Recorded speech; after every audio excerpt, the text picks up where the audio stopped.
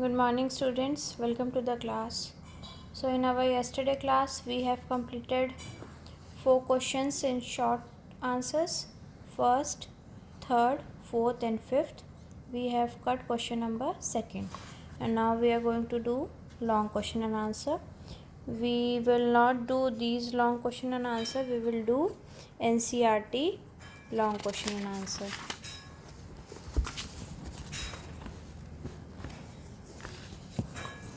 Question number third. Describe the legacy of the French Revolution for the people of the world during the 19th and 20th century.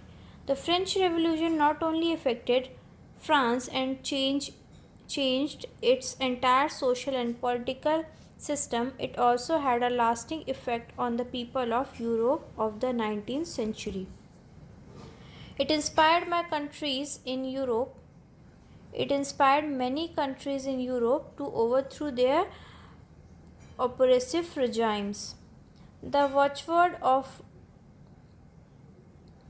French Revolution, such as liberty, equality, and fraternity, rejected the coming of new democratic and social order in Europe and the world. The French Revolution inspired the struggling nations in Asia and Africa who were groaning under the oppression of colonialism. Many nations aspiring for liberty sought inspiration. The French Revolution put into practice the ideas that sovereignty came from the people from below, not more above. Now see the question number 4. Draw up a list of democratic rights we enjoy today whose origin could be traced to the French Revolution. List of democratic rights we enjoy today are right to freedom, right to equality, right against exploitation, right to freedom of religion, culture and educational right, right to constitutional remedies. Right to freedom and right to equality and fraternity could be traced to the French Revolution. And now see the next question. That is the last question of your NCERT. How would you explain the rise of Napoleon?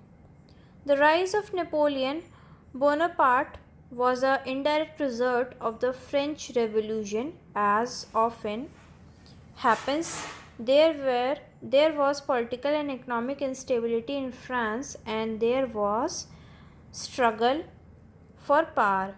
After the fall of Jacobin government, a new constitution was introduced which denied the vote to non-propertied section of the society.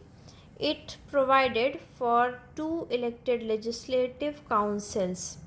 These appointed a directory of executive made up of 5 members.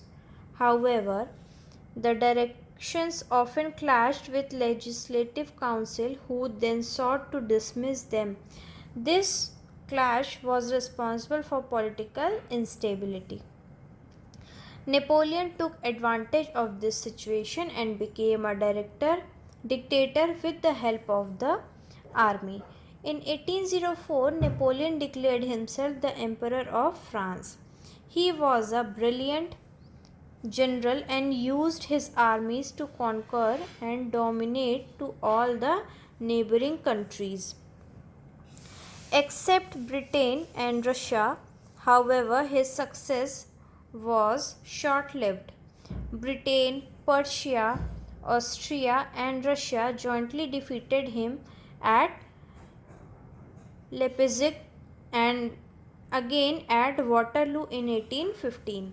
He was captured and sent as a prisoner to the island of St. Helena, where he died in 1821. So we have completed question and answer of the first chapter of history, that is the French Revolution, and in our next class we will do the next chapter.